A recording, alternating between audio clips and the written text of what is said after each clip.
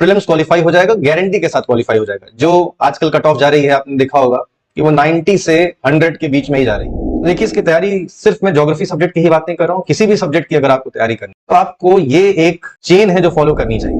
इन विषयों की आपको एनसीईआरटी पढ़ने के लिए कहा जाता है। कई बार आपने देखा हो, किसी के लिए आपको बोलते हैं कि 9 to 12 पढ़ना है, किसी के लिए आपको कहते हैं कि 6 to 12 पढ़ना है। ये पढ़ना तो है, लेकिन कैसे पढ़ना? देखिए, किताबें बच्चों के लिए बनाई गई थी, यूपीएससी की तैयारी करने के लिए किताबें नहीं बनाई गई। Hello everyone and welcome to Vaid ICS. आज के इस वीडियो में हम लोग ज्योग्राफी विषय को लेकर यूपीएससी सिविल सर्विसेज की तैयारी कैसे करनी चाहिए, इस विषय पर आज बात करने वाले हैं। देखिए, आज के इस वीडियो को हम लोग कुछ हिस्सों में डिवाइड करते हैं। सबसे पहली चीज तो हम लोग समझेंगे कि ज्योग्राफी विषय क्या है, उसका महत्व क्या है। इसके बाद हम लोग देखेंगे कि ज्योग्राफी विषय से पिछले कुछ वर्षों में किस प्रकार के सवाल आ रहे हैं, कितने सवाल आ रहे हैं, आपके एग्जामिनेशन के लिए कितना महत्वपूर्ण है, और उसके बाद उसकी तैयारी कैसे करें। देखिए, अगर इस विषय के महत्व की बात करें तो बहुत ही महत्वपूर्ण विषय है। सिर्फ आपके एग्जामिनेशन के पॉइंट ऑफ व्यू से ही नहीं, जब आप एक बार को सेलेक्ट हो जाएंगे, अधिकारी बन जाएंगे, वहां पर भी आपको आगे चल के बहुत सारी तरह की प्लानिंग करनी हो, जैसे कि डेवलपमेंटल प्लानिंग करनी होती है, कोई स्ट्रैटेजिक प्लानिंग करनी है, इसके अलावा कोई सी स्कीम की टारगेटिंग करनी है।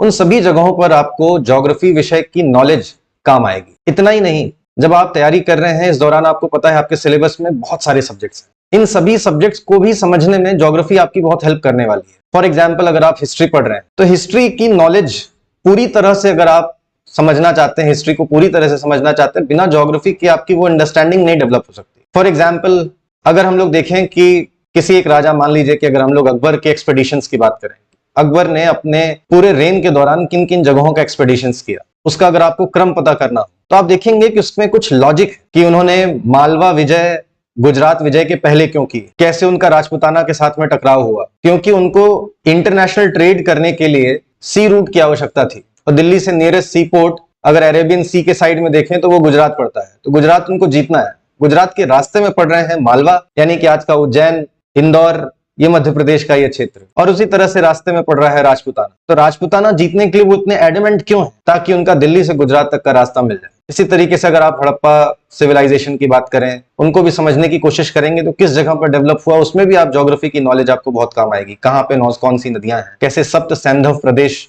में जाकर इंडस वैली सिविलाइजेशन का डेवलपमेंट हुआ। ये हिस्ट्री की बात हो गई। ऐसे बाकी भी विषयों में आपको ज्योग्राफी की नॉलेज बहुत काम आने वाली, तो ज्योग्राफी बहुत महत्वपूर्ण विषय है। दूसरी चीज, इसका अगर हम लोग आपके एग्जामिनेशन के पॉइंट ऑफ व्यू से अगर वेटेज देखें तो वेटेज भी बहुत ज्यादा है। कितना एग्जैक्ट वेटेज है अभी आगे देखेंगे, लेकिन एक बात समझिएगा, जब भी आप यूपीएससी की तैयारी कर रहे हैं, एक बात आपको समझनी बहुत आवश्यक है, वो ये कि कहते हैं कि यूपीएससी मतलब अनप्रेडिक्टेबल सर्विस कमीशन। किस विषय से कितने सवाल आएंगे नहीं कह सकते, लेकिन एक चीज जो सर्टेनिटी के साथ इधर पिछले कुछ सालों से कही जा सकती है वो ये है कि ज्योग्राफी, एनवायरमेंट, फॉरेस्ट्री और एग्रीकल्चर, ये चार विषय हैं जिनसे सवाल आएंगे ही आएंगे, और इनकी गारंटी है। ऐसा हो सकता है कि किसी साल पॉलिटी से 5 सवाल पूछे, किसी साल 25 सवाल पूछ ले। ऐसा हो सकता है कि इकोनॉमिक्स से कभी ये 1 सवाल पूछें, कभी 5 पूछें, कभी 20-25 भी पूछ सकते हैं। हिस्ट्री का भी वेटेज इसी तरीके से कम अधिक हो सकता है। सभी विषयों के साथ ऐसा ही, परंतु जिन कुछ विषयों की गारंटी है कि इनसे सवालों की संख्या कम नहीं होगी, वो ये, और इसके भी पीछे एक बड़ा लॉजिक है। और लॉजिक ये है कि आपने देखा होगा कि 2013 ऑनवर्ड्स इंडियन फॉरेस्ट सर्विसेज का भी एग्जाम सिविल सर्विसेज एग्जामिनेशन के साथ में होने लगा है। मैं प्रीलिम्स की बात कर रहा हूं। इंडियन फॉरेस्ट सर्विस और सिविल सर्विसेज एग्जामिनेशन का प्रीलिम्स एक ही एग्जाम होता है, 2 अलग अलग एग्जाम नहीं होते। एक ही एग्जाम से सिविल सर्विसेज एग्जामिनेशन के लिए मेंस के कैंडिडेट्स और इंडियन फॉरेस्ट सर्विसेज के मेंस के कैंडिडेट एक साथ एक ही प्रीलिम्स के एग्जाम से सेलेक्ट किए जाते हैं। तो अब सोचिए कि अगर यही पेपर फॉरेस्ट ऑफिसर्स के लिए भी बनाया जा रहा है, यही पेपर सिविल सर्विसेज के कैंडिडेट्स के लिए भी बनाया जा रहा है, तो ऑब्वियसली उसमें फॉरेस्ट ऑफिसर्स के लिए कुछ तो चीजें रखी जाएंगी। अब फॉरेस्ट ऑफिसर से अगर ज्योग्राफी नहीं पूछेंगे, एनवायरनमेंट नहीं पूछेंगे, फॉरेस्ट्री नहीं पूछेंगे, एग्रीकल्चर नहीं पूछेंगे, तो फिर पूछेंगे क्या? तो हो सकता है कि इस एग्जाम में कभी पॉलिटी से 5 ही सवाल रह जाए, हो सकता है कि हिस्ट्री से कभी 5 सवाल रह जाए, कम होके, हो सकता है गायब भी हो जाए, लेकिन जिस बात की गारंटी है कि कुछ महत्वपूर्ण number of questions, a significant number of questions will be asked from this area, it is from geography, environment, forestry and agriculture. तो इस लिहाज से भी ये सब्जेक्ट बहुत इंपॉर्टेंट है। अगर आप इसकी तैयारी करते हैं तो ये मिलाकर, देखिए मैं इनकी वेटेज की अगर बात करूं, इसके वेटेज की अगर बात करूं, देखिए प्रीलिम्स में मैंने यहां पे सिर्फ ज्योग्राफी के लिए लिखा है 15 से 25 सवाल। अगर मैं इन सभी एरियाज को मिला लूं जो कि इनके एसोसिएटेड एरियाज हैं, इनको मिला लूं तो ये 40 सवाल और कभी कभी 45 सवाल तक पूछे जा सकते हैं इन सिर्फ 4 एरियाज को मिला के। और आपको पता है 55% मार्क्स लाने पर आपका प्रीलिम्स क्वालिफाई हो जाएगा, गारंटी के साथ क्वालिफाई हो जाएगा। जो आजकल कट ऑफ जा रही है, आपने देखा होगा कि वो 90 से 100 के बीच में ही जा रही है। मैं 55% का मतलब 110 नंबर की बात कर रहा हूं। 110 नंबर पे तो विद गारंटी आप मेंस के लिए पहुंच रहे हैं। तो ये इसका वेटेज है प्रीलिम्स में। और देखिए मैं इन विषयों को क्यों इनका एसोसिएटेड सब्जेक्ट बोल रहा हूं, इसको देखने के लिए एक बार समझिए कि ज्योग्राफी क्या है। ज्योग्राफी में आप पढ़ते क्या है? ज्योग्राफी और कुछ नहीं है, geography is study of earth as an abode of human beings, जिसमें आप अर्थ की स्टडी करते हैं और फिर ह्यूमन बीइंग और अर्थ के बीच के रिलेशनशिप की स्टडी करते हैं। तो अगर आप इसकी बात करें, और इसमें एक और चीज देखी जाती है, अर्थ सरफेस पर होने वाले चेंजेस, स्पेशल चेंजेस की बात करते हैं। जैसे हिस्ट्री में टेम्पोरल चेंजेस की स्टडी करते हैं, समय के साथ होने वाले परिवर्तन, सामयिक परिवर्तन। ज्योग्राफी में हम लोग स्थानिक परिवर्तनों का अध्ययन करते हैं, स्पेशल चेंजेस। तो उनका डिवीजन देखिए, आपने एक ट्रेडिशनल डिवीजन देखा होगा ज्योग्राफी में, किसमें वर्ल्ड ज्योग्राफी पढ़ते हैं और इंडियन ज्योग्राफी पढ़ते हैं। इस तरीके से आपको बताया जाता है। लेकिन टेक्निकली अगर बात करें तो geography is divided into 2 portions, 2 segments. One is physical geography, second is human geography. Physical geography में जहां हम लोग नेचुरल अर्थ की बात करते हैं, नेचुरल अर्थ मतलब वो पृथ्वी जिसमें कि जब मानव नहीं आया था, मानव हस्तक्षेप के बिना पृथ्वी कैसी है, उसका अध्ययन करते हैं। जब इसमें बहुत सारे नेचुरल साइंसेस की स्टडी करनी पड़ती है। आपको पता होगा कि अर्थ का जो डिवीजन है किस प्रकार से है, लिथोस्फीयर है, उसके बाद एटमॉस्फेयर है, हाइड्रोस्फीयर है, उसके बाद बायोस्फीयर है। इन सभी की आप अलग अलग स्टडी करते हैं तो एक एक विषय बनता है फिजिकल ज्योग्राफी के अंदर। जियोमॉर्फोलॉजी, जिसमें आप लिथोस्फीयर की स्टडी कर रहे हैं। ओशिनोग्राफी, जिसमें आप हाइड्रोस्फीयर की बात कर रहे हैं। क्लाइमेटोलॉजी, जिसमें आप एटमॉस्फेयर की बात कर रहे हैं।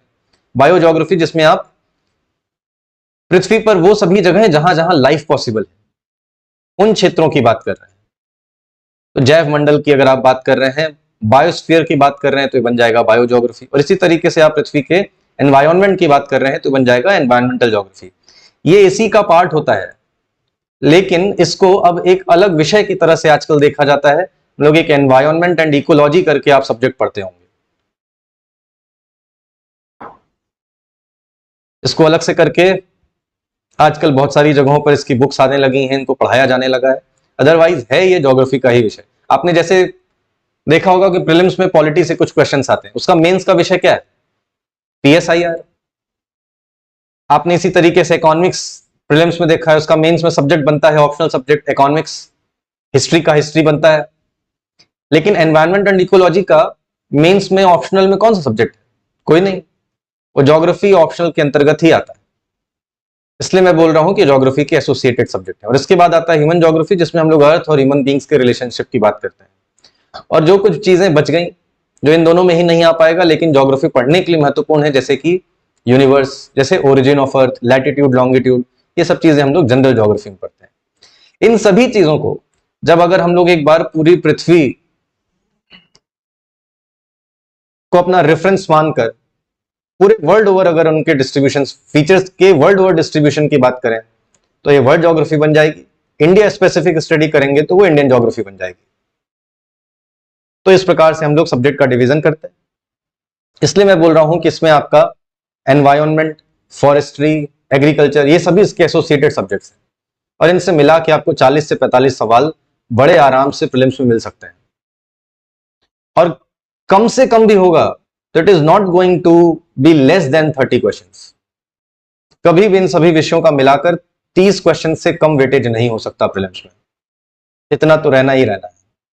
तो ये एक सब्जेक्ट की तैयारी कर लेने से आपका एक बहुत ज्यादा कॉन्फिडेंस बूस्ट होगा, एक बहुत बड़ा हिस्सा आप कवर कर लेंगे। आप मान सकते हैं कि हाँ, प्रीलिम्स के आप क्वालिफाई करने के बहुत नजदीक पहुंच गए। और एक बात जानिए कि इस एग्जाम में सबसे बड़ा हर्डल इज प्रीलिम्स। एक बार को प्रीलिम्स आपका क्वालिफाई हो गया तो मैथमेटिक्स आपने पढ़ी होगी, प्रोबेबिलिटी आपके सेलेक्ट होने की बढ़ती जाती है हर एक स्टेप के बाद। इसके बाद मेंस की बात करें, मेंस में भी इसका ऐसे ही वेटेज है। पेपर 1 में आपको ज्योग्राफी नजर आती है, इसका देखिए सिलेबस अगर मैं दिखाऊं आपको, सिलेबस देखिए, प्रीलिम्स में इसका सिलेबस जो लिखा हुआ है वो बहुत कोई क्लियर सिलेबस डिफाइंड नहीं है, बस इतना लिखा हुआ है India and world geography, physical, social, economic, geography of India and the world. और मेंस में लिखा हुआ है salient features of world's physical geography. भी मैंने आपको दिखाया कि वर्ल्ड की फिजिकल ज्योग्राफी कितनी बड़ी है, इसमें ये सब कुछ आता है, ये सब अपने आप में एक एक विषय के बराबर है, लेकिन यहां पर लिखा सिर्फ एक लाइन में है, तो बहुत क्लियर कट कुछ डिफाइंड नहीं। दूसरा लिखा हुआ है डिस्ट्रीब्यूशन ऑफ की नेचुरल रिसोर्सेज। की नेचुरल रिसोर्सेज पूरी दुनिया भर में कहां कहां हैं, कौन कौन से हैं, और इनमें भी खास कर से ये साउथ एशिया की बात करते हैं, इंडियन सब कॉन्टिनेंट्स की बात करते हैं। फिर बात करते हैं कि इंडस्ट्रीज को लगाने के लिए, उनकी लोकेशन डिसाइड करने के लिए कौन कौन से फैक्टर्स रिस्पॉन्सिबल हैं। इसमें भी ज्योग्राफिकल फैक्टर्स आता है, जैसे availability of water, terrain, climate, availability of minerals, transportation network, connectivity, ये सारी फैक्टर्स होते हैं। और ये चीजें आपको पूरी दुनिया के बारे में पढ़नी है और भारत के बारे में भी पढ़नी है, कि इंक्लूडिंग इंडिया करके लिखा है, मेनली यहां पर वर्ल्ड लिखा है। और इसी तरीके से कुछ जियोफिजिकल फेनोमेना जैसे कि earthquakes, tsunami, volcanic activity, cyclone, ये जितने भी आप देख रहे हैं मेजॉरिटी सब क्या है, डिजास्टर्स है। तो पेपर 3 में जहां आपको डिजास्टर मैनेजमेंट देखने को मिलता है, वहीं पेपर 1 में आपको डिजास्टर देखने को मिलता है। तो ये सारी चीजें आपको ज्योग्राफी के अंतर्गत में करनी है। और ये जो मैंने आपको सिलेबस दिखाया, ये कहां पे लिखा हुआ, मेंस के paper GS paper 1, GS paper 1, GS paper 1 का ये सब हिस्सा है। जीएस पेपर 1 में आपको पता है उसमें हिस्ट्री भी लिखी हुई है। हिस्ट्री में आपने देखा होगा उसमें modern history of India, Indian national movement, India का art and culture, world history, India post independence, उसके बाद इंडियन सोसाइटी, सोशल इश्यूज, उसके बाद ये ज्योग्राफी के 3 पोर्शंस आते हैं। लेकिन उसके बावजूद आप देखेंगे कि लगभग पेपर 1 के 40% मार्क्स के क्वेश्चंस ज्योग्राफी से आ रहे हैं, यानी कि 250 में से लगभग 100 ये पेपर 1 में इनका कंट्रीब्यूशन है। और सिर्फ पेपर 1 में ही कंट्रीब्यूशन नहीं है, पेपर 3 में भी इनका कंट्रीब्यूशन आपको मिलेगा। एनवायरनमेंट एंड इकोलॉजी का जो क्वेश्चंस आते हैं वो पेपर 3 में आते हैं, जीएस पेपर 3 की मैं बात कर रहा हूं। और ज्योग्राफी अगर आप एक बार को तैयार करते हैं तो पेपर 1 का 100 नंबर का सवाल ये तो सीधे सीधे, और इसी तरीके से 2 से 3 क्वेश्चंस, 2 से 3 क्वेश्चंस का मतलब वो 10 नंबर के भी क्वेश्चंस हो सकते हैं, 15 नंबर के भी क्वेश्चंस हो सकते हैं, मतलब 30 से 45 नंबर ये आपको पेपर 3 में भी आपको क्वेश्चंस मिल जाएंगे। तो इस तरह से इसका वेटेज मेंस में भी है। ऐसे की अगर बात करें तो देखिए, ऐसे भी लिखने के लिए जिन टॉपिक्स पर आता है उसमें आज के कंटेम्प्रेरी इश्यूज होते हैं मोस्टली। अगर आज के आप कंटेम्प्रेरी इश्यूज की बात करें तो सबसे बड़े आज के कंटेम्प्रेरी इश्यूज में है क्या, एक तरफ आपको कहीं टेररिज्म नजर आएगा, कहीं आपको चेंजिंग ग्लोबल ऑर्डर नजर आएगा, कोविड नजर आएगा। लेकिन पिछले 20-25 सालों से दुनिया का एक बहुत ही महत्वपूर्ण इशू बना हुआ है, वो है climate change, global warming.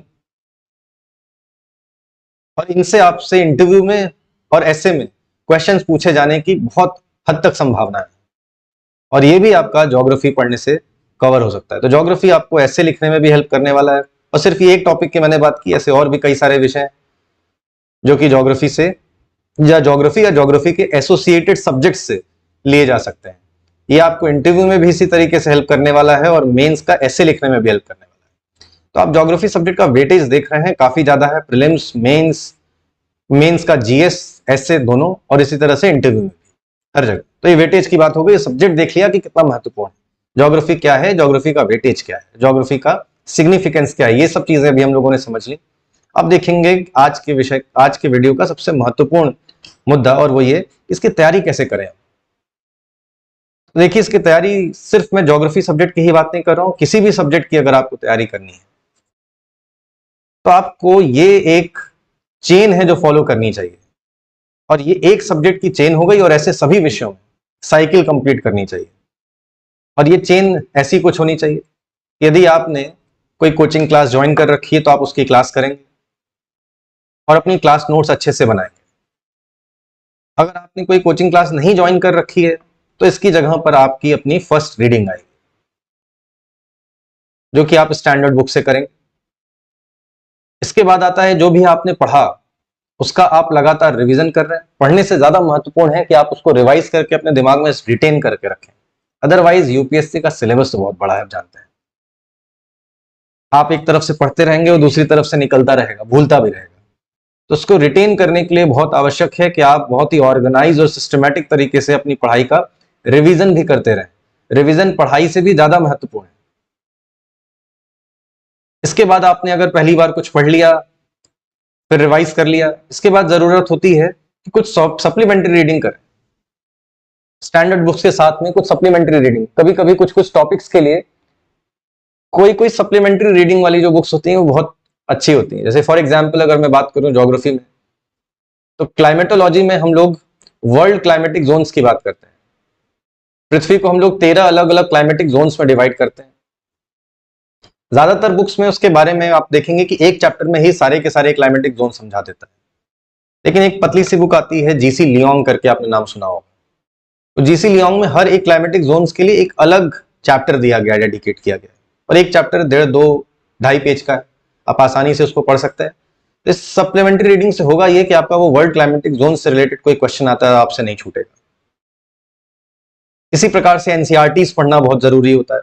Supplementary reading के नाम पर आप एनसीईआरटीज पढ़ सकते हैं, और वो भी बहुत इंपॉर्टेंट है। कई बार एनसीईआरटी से as it is statement use करके प्रीलिम्स में और मेंस में क्वेश्चंस बन जाते हैं।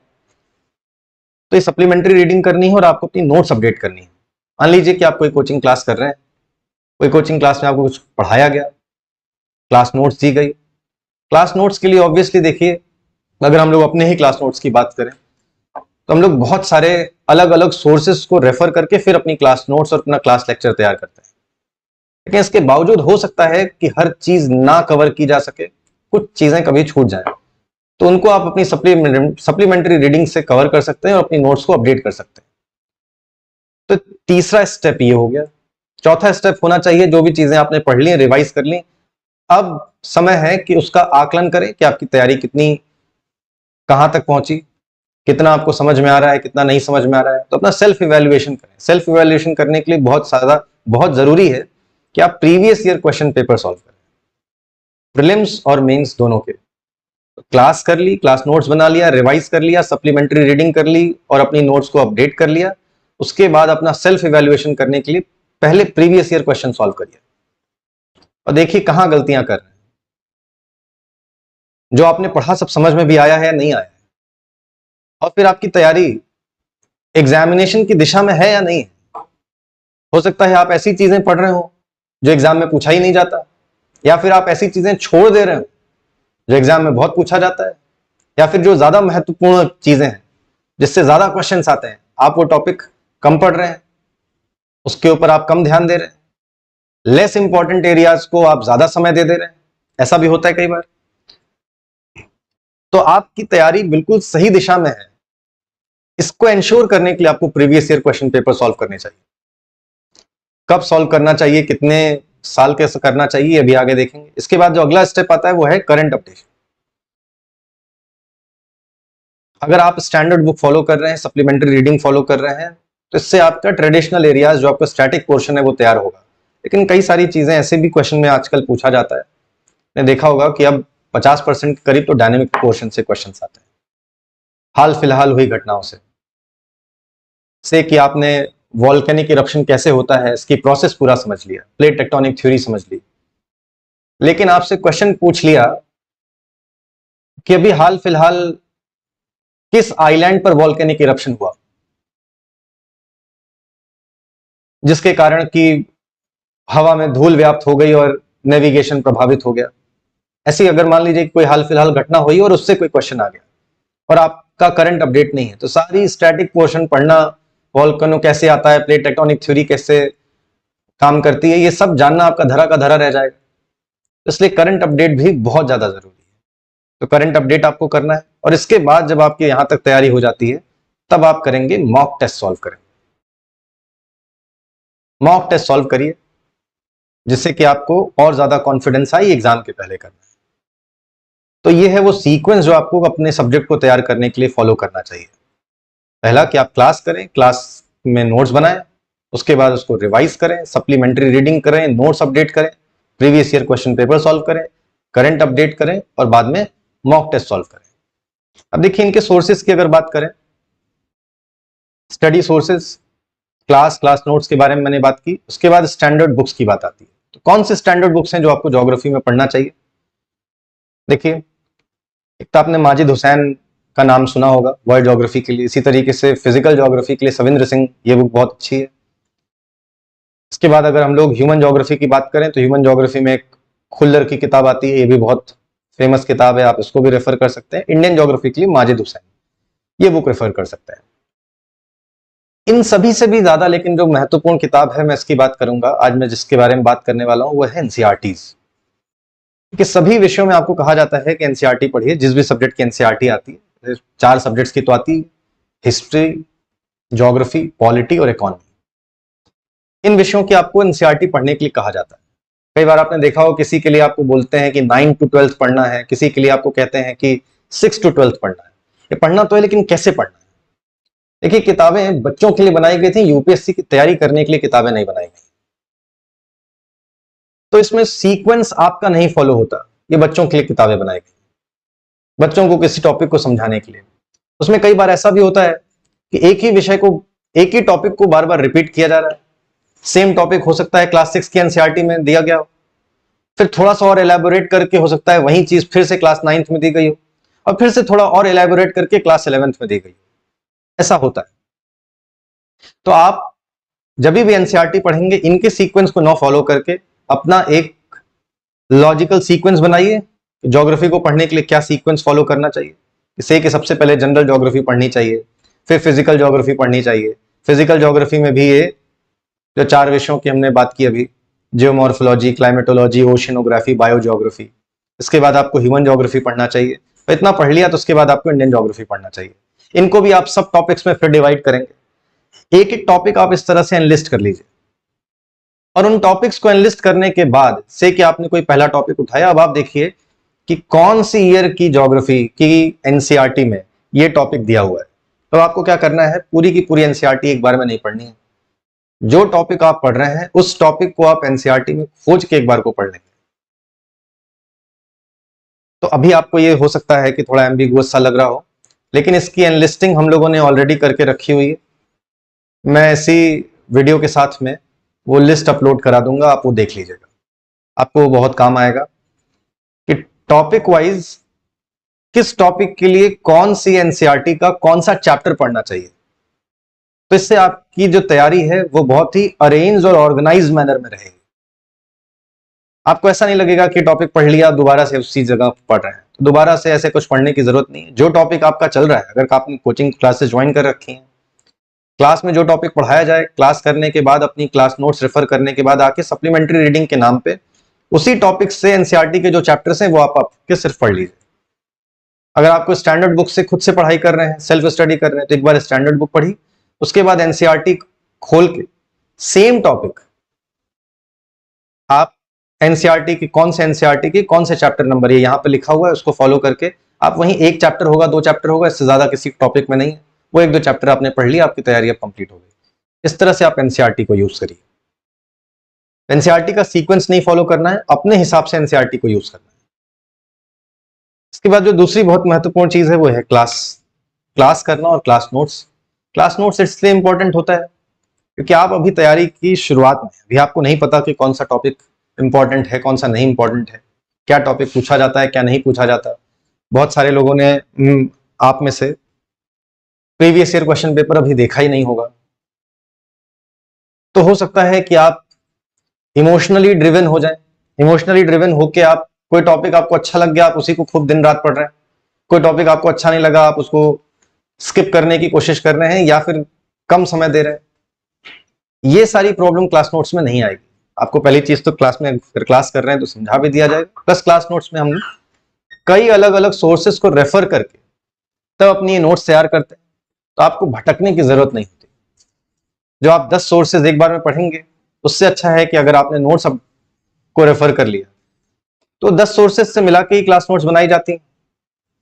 तो एक सोर्स से आपको ये जो 10 सोर्सेज का निचोड़ मिल जाएगा, इसलिए ये बहुत इंपॉर्टेंट बनता है। और मैं कहूंगा कि one of the most important source is class notes. इसके बाद स्टैंडर्ड बुक हो गई, सप्लीमेंट्री रीडिंग हो गई। कई सारे लोग अपनी तैयारी करने के लिए टॉपर नोट्स भी रेफर करते हैं। बड़ा इसका चर्चा रहता है कि ये वाले भैया सेलेक्ट हो गए, ये वाली दीदी सेलेक्ट हो गई, चलो उनका नोट्स लेकर आते हैं, उनसे पढ़ते हैं। देखिए, टॉपर की नोट्स टॉपर्स के लिए होती है, आपकी नोट्स आपके लिए होगी, आपके दोस्त की नोट्स आपके दोस्त के लिए होगी, मेरी नोट्स मेरे लिए होगी, अनलेस कि मैंने उसको इस तरह से डिजाइन ना किया हो कि मैं आपके लिए ही बना रहा हूं। जनरली नोट्स लोग दूसरों को देने के लिए नहीं बनाते। तैयारी करते समय क्या आप सोचते हैं क्या कि मैं सेलेक्ट हो जाऊंगा, मैं इसके बाद इस नोट्स को मार्केट में प्रिंट करा के सेल करूंगा, या फिर अपने आने वाले छोटे भाई बहनों के लिए आप नोट्स बना रहे हैं? ऐसा तो नहीं करते। आपको एग्जाम देना है, आप तैयारी कर रहे हैं, तो नोट्स आप अपने लिए बनाते हैं। तो जिसकी भी नोट्स है वो उसी को समझ में आएगी। आप दूसरों के नोट्स के चक्कर में मत पड़िए। इसमें कोई भी ऐसी पनेशिया नहीं दिया गया है, कोई इसमें ऐसी जड़ी बूटी नहीं है कि जिसको आप लेंगे वो घोल के पी जाएंगे, आपका सिलेक्शन हो जाएगा। सब लोग उसी प्रोसेस से गुजरे। शॉर्ट नोट्स की जरूरत पड़ती है, लेकिन वो आप अपनी खुद की बनाएं। ये शॉर्ट नोट्स की बात होती है, लेकिन वो आपको अपनी बनानी चाहिए। जो भी आपने स्टैंडर्ड बुक्स पढ़ी या क्लास की, उसमें नोट्स बनाई, फिर मैंने आपको बताया सप्लीमेंट्री रीडिंग करके आपने नोट्स अपडेट किए अपने, उसके बाद आप अपने फाइनल एग्जाम की रिवीजन करने के लिए एक आपको शॉर्ट नोट्स बनाना चाहिए, वो आपका अपना हो। किसी टॉपर्स के नोट्स के भरोसे मत बैठिए, क्योंकि उन्होंने अपनी टर्मिनोलॉजी लिखी होगी, अपने शॉर्ट टर्म्स बनाए होंगे, अपने हिसाब से उन्होंने सिंबल्स यूज किए होंगे, वो आपको नहीं समझ में आएगा। कई बार उनकी हैंडराइटिंग नहीं समझ में आएगी। तो बेहतर होगा कि आप उन नोट्स के पीछे भागने से अच्छा कि आप स्टैंडर्ड बुक्स और supplementary reading, NCERT, GC Leong, इनके पीछे भागें और अपनी शॉर्ट नोट्स। ज्योग्राफी विषय, हालांकि एक चीज तो कई और विषयों के ऊपर भी लागू होती है, लेकिन ज्योग्राफी के लिए खासकर से लागू होती है, और हिस्ट्री के ऊपर भी लागू होती है। लेकिन ज्योग्राफी की आज मैं बात कर रहा हूं वो ये कि आप कितना भी कॉन्सेप्ट पढ़ लें, आपका सिलेक्शन नहीं होगा अगर जब तक आपने फैक्ट्स उनको पढ़े नहीं हैं और उनको रटे नहीं है। और अगर आप सिर्फ फैक्ट्स रट के चले जाते हैं तो भी सिलेक्शन नहीं होगा। तो you need to establish a perfect balance between conceptual clarity and factual abundance. आपके पास तथ्यों का भरमार होना चाहिए और आपके पास कॉन्सेप्ट की क्लैरिटी होनी चाहिए। कॉन्सेप्चुअल क्लैरिटी बनाइए और फैक्चुअल अबंडेंस, इन दो बातों को इंश्योर करेंगे तब आपका सिलेक्शन होगा। देखिए, हमने एक सूची तैयार की हुई है कि कौन कौन सी लिस्ट बनाकर आपको याद करनी है। ऐसी कुछ ज्योग्राफी में 80 से 90 के बीच में कुछ लिस्ट पड़ती जिनको आपको याद कर लेना चाहिए, जैसे कि list of all the grasslands, list of desserts, list of important rivers, mineral data, दुनिया में कौन से स्थान पर कौन सा मिनरल पाया जाता है, एग्रीकल्चरल डेटा, किस स्थान पर किस जलवायु में किस मिट्टी में किस प्रकार की फसल की उपज की जाती है, कहां पर कौन सा माउंटेन रेंज है, कहां पर कौन सा प्लेट्यू है, कहां पर किस प्रकार की सॉइल है, कहां पर कौन सी नदी है, किस नदी के किनारे कौन से महत्वपूर्ण नगर बसे हुए हैं, किन महत्वपूर्ण नगरों के बगल से कौन सी नदी जाती है, दुनिया के किन महत्वपूर्ण क्षेत्रों में कौन से महत्वपूर्ण औद्योगिक नगर, important industrial towns of the world. Connectivity की बात करें तो important ports, important airports, important sea routes, important air routes, important highways, important bridges, important tunnels, important canals. Questions कई बार होता है कि आप कॉन्सेप्ट आपने खूब अच्छे से पढ़ लिया, लेकिन किसी फैक्ट से क्वेश्चन पूछ के आपको परेशान कर सकते हैं।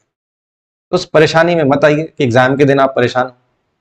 अभी जैसे मैं आपको वॉल्केनो की बात कर रहा था, वॉल्केनो आपने सब पढ़ लिया, प्लेट टेक्टोनिक थ्योरी पढ़ ली, लेकिन आपसे अगर किसी वॉल्केनो का नाम पूछ लिया गया, माउंट वेसुवियस कहाँ है, और आपने नहीं सुना है, तो कॉन्सेप्ट धरा का धरा रह जाएगा।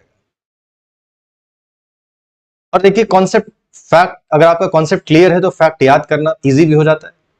कई बार क्वेश्चन सीधे सीधे फैक्ट से पूछे जाते हैं, और ये मत सोचिए कि यूपीएससी है कॉन्सेप्चुअल क्वेश्चन पूछता है। यूपीएससी के भी अगर आप क्वेश्चन पेपर उठा के देखें तो कई बार फैक्चुअल क्वेश्चंस पूछे गए हैं और अभी भी पूछे जा रहे हैं। तो बिल्कुल भी फैक्ट्स को नजरअंदाज मत करिए, इनको हल्के में मत लीजिए, कॉन्सेप्ट्स के ऊपर बहुत ज्यादा ध्यान दीजिए, क्योंकि मेंस में आपको कॉन्सेप्ट ही लिखना है। लेकिन मेंस लिखने तक आप तो तब पहुंचेंगे ना जब आप प्रीलिम्स क्वालिफाई करें, और प्रीलिम्स क्वालिफाई करने के लिए फैक्ट की बहुत ज्यादा आवश्यकता है। और मेंस भी जब आप कॉन्सेप्ट लिख रहे होंगे तो एग्जाम्पल कोट करना होगा। किसका एग्जाम्पल कोट करेंगे अगर आपको फैक्ट्स नहीं याद होंगे तो? अगर आपने बोला कि दो प्लेटों के टकराने से जहां पर कन्वर्जिंग प्लेट मार्जिन होती है वहां पर ट्रेंचेस का फॉर्मेशन होता है, फोल्डेड स्ट्रक्चर्स का फॉर्मेशन होता है, वॉल्केनिक एक्टिविटीज होती है, तो आपको एग्जाम्पल देना पड़ेगा कि कैसे नाज़का प्लेट और साउथ अमेरिकन प्लेट के कन्वर्जेंस से पेरूचिली ट्रेंच का फॉर्मेशन हुआ है, एंडीज माउंटेन रेंज का फॉर्मेशन हुआ है, कैसे क्यूराइल आइलैंड्स का फॉर्मेशन हुआ है, उसके बगल में क्यूराइल ट्रेंच है, कैसे एल्यूशन आइलैंड्स का फॉर्मेशन हुआ है, एल्यूशन ट्रेंच है। तो ये आपको एग्जाम्पल भी कोट करने पड़ेंगे, बिना एग्जाम्पल के आपका कॉन्सेप्ट भी अच्छे से नहीं माना जाएगा, नहीं समझा जाएगा। तो इसलिए फैक्ट्स की बहुत ज्यादा आवश्यकता है, कॉन्सेप्ट के साथ साथ दोनों की आवश्यकता है। सिर्फ फैक्ट रट लिया, कॉन्सेप्ट नहीं क्लियर है, मेंस नहीं क्वालिफाई होगा। तो इन दोनों का ध्यान दीजिए। अगली जो महत्वपूर्ण बात मैं ज्योग्राफी के लिए करना चाहूंगा वो है मैप वर्क। वो है मैप वर्क। देखिए मैप ज्योग्राफी में वही रोल प्ले करता है जो मैथमेटिक्स में नंबर, या मैथमेटिक्स की कल्पना बिना नंबर्स के कर सकते हैं, वैसे ही ज्योग्राफी की कल्पना बिना मैप्स के नहीं कर सकते। अगर आपका मैप वर्क स्ट्रांग नहीं है तो आपकी ज्योग्राफी कभी भी स्ट्रांग नहीं हो सकती।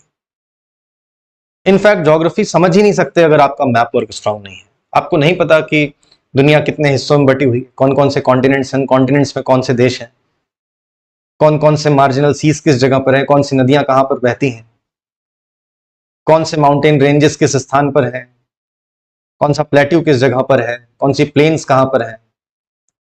तो इंपॉर्टेंट फीचर्स, उनके फिजिकल फीचर्स, उनके पॉलिटिकल डिविजन्स, सभी आपको ठीक ढंग से पता रहना चाहिए। इनका मैप वर्क आप करके रखिए। अब बात आती है सोर्स क्या होगा इसका, कैसे करेंगे। तो एक तो आपके पास में एटलस होना चाहिए, अच्छा कोई भी एक एटलस ले लीजिए, उसको आप दिन रात देखिए। दूसरा, आप यहाँ पर गूगल अर्थ और गूगल मैप्स का इस्तेमाल कर सकते हैं। एटलस की, चूंकि एटलस पेपर पर बनाए जाते हैं इसलिए उनकी लिमिटेशंस होती हैं, बहुत सारी फीचर्स एटलस नहीं दिखा सकते। वो सभी चीजें आपको गूगल अर्थ और गूगल मैप बहुत अच्छे ढंग से दिखा सकता है, 3 डायमेंशनल रिप्रेजेंटेशन में दिखा सकता है। अब टेक्नोलॉजी का जमाना है, आप सभी स्मार्टफोन दूसरे कामों के लिए, सोशल मीडिया के लिए इस्तेमाल करते हैं, उसका इस्तेमाल आप गूगल अर्थ, गूगल मैप चलाने के लिए करिए, और सही पर्सपेक्टिव के साथ में मैप समझिए।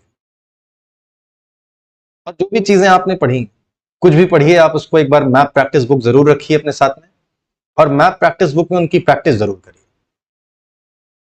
तो मैप वर्क की बात आ गई। इसके बाद जो कुछ भी आपने पढ़ा उसका अपडेट आप करंट को लेकर जरूर करिए। डायनेमिक पोर्शन को भी आपको अपडेट करना चाहिए। उनके सोर्सेज ऑब्वियसली न्यूज़पेपर होंगे, मैगजीन्स होंगी। मैगजीन्स में देखिए ज्योग्राफी के लिए जो मोस्ट इंपॉर्टेंट मैगजीन है वो है डाउन टू अर्थ।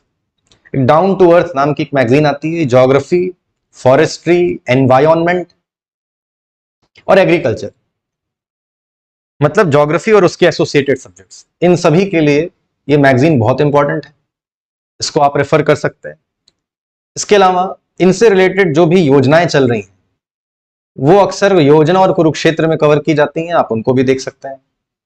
गवर्नमेंट के कुछ डॉक्यूमेंट्स हैं जिनसे सीधा सीधा क्वेश्चन कई बार पूछते हैं, और ज्योग्राफी से भी गवर्नमेंट डॉक्यूमेंट्स के क्वेश्चंस आते हैं, जैसे कि इंडिया ईयर बुक है।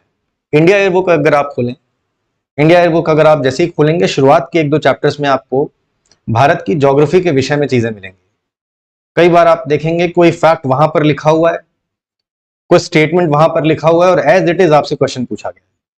तो पूरी की पूरी इंडिया ईयर बुक ज्योग्राफी के लिए नहीं है, उसमें से 1-2 चैप्टर्स ही आप उसको देखेंगे, सिर्फ नाम पढ़ के आपको समझ में आ जाएगा कि कौन कौन से चैप्टर्स पढ़ने चाहिए। इसी तरीके से गवर्नमेंट के जो डॉक्यूमेंट्स आते हैं जैसे बजट डॉक्यूमेंट, इकोनॉमिक सर्वे, इसमें कई स्कीम्स होती हैं जो कि इंडिया की एग्रीकल्चर को इंप्रूव करने के लिए, इरिगेशन फैसिलिटीज को डेवलप करने के लिए, या फिर ऐसे ही किसी एसोसिएटेड फीचर को डेवलप करने के लिए बनाई गई हैं, तो वो स्कीम इंपॉर्टेंट हो जाती है। उस स्कीम को आप वहां पर देख सकते हैं। ऐसे ही आपके पास में बहुत सारे डेटा आपको याद करने, जैसे मिनरल डेटा याद करना है कि कौन सी जगहों पर कौन सा मिनरल है, आपको एग्रीकल्चरल डेटा याद करना है, सेंसस का डेटा याद करना है। इन सब के लिए आप ऑफिशियल मिनिस्ट्री की वेबसाइट्स को रेफर कर सकते हैं। तो ये आपके लिए करंट अपडेट करने के लिए सोर्सेज हो गए। और इसी तरीके से लास्ट में जो आपकी तैयारी का फेज, जो आखिरी चरण आता है, वो प्रीवियस ईयर क्वेश्चन सॉल्व करके अपनी तैयारी का इवैल्यूएशन करना। तो कब से पेपर सॉल्व करेंगे? देखिए, प्रीलिम्स के पेपर आपको सॉल्व करना चाहिए कम से कम 2011 से, पीछे से शुरू करते हुए। जैसे कि अभी आपको 2024 में अगर एग्जाम देना है तो 2023 से शुरू करिए, 23, 22, 21 ऐसे करते 2011 तक पहुंच सकते हैं। 2011 में प्रीलिम्स का पैटर्न बदला था, उसके पहले के क्वेश्चन सॉल्व करने की उतनी आवश्यकता नहीं, इतना पर्याप्त है, सफिशिएंट है। और इसी तरीके से अगर आप मेंस की बात करें आंसर राइटिंग की प्रैक्टिस के लिए, तो 2013 ऑनवर्ड्स, 2013 में मेंस का नया पैटर्न इंट्रोड्यूस कराया गया था। तो 2013 तक के आप पेपर्स पीछे से शुरू करते हुए 2023, 22 ऐसे करते हुए 2013 तक आप मेंस के पेपर्स सॉल्व कर सकते हैं। इतना आपको करना चाहिए। इसके अलावा देखिए, टॉपर्स के नोट्स के लिए हम लोग बात कर रहे थे कि वो नहीं रेफर करना चाहिए, लेकिन अगर आपको कहीं से किसी भी सोर्स से अगर टॉपर्स की आंसर कॉपी मिल जाती है मेंस में लिखी हुई, वो आप एक बार जरूर रेफर कर सकते हैं। आपको आइडिया लगेगा कि मेंस में कैसे टॉपर्स किस तरह से रिप्रेजेंट करें। आपको कंटेंट के लिए नहीं मैं कह रहा हूं, सिर्फ इसलिए कि वो रिप्रेजेंट कैसे कर रहे हैं, अपने आंसर्स को प्रेजेंट कैसे कर रहे हैं। आपने एक बार प्रेजेंटेशन देख लिया, एक आइडिया लग जाएगा, आप उसी हिसाब से फिर आप अपना आंसर भी फ्रेम कर सकते हैं। इसलिए आपको टॉपर्स की आंसर कॉपी जरूर देखनी चाहिए।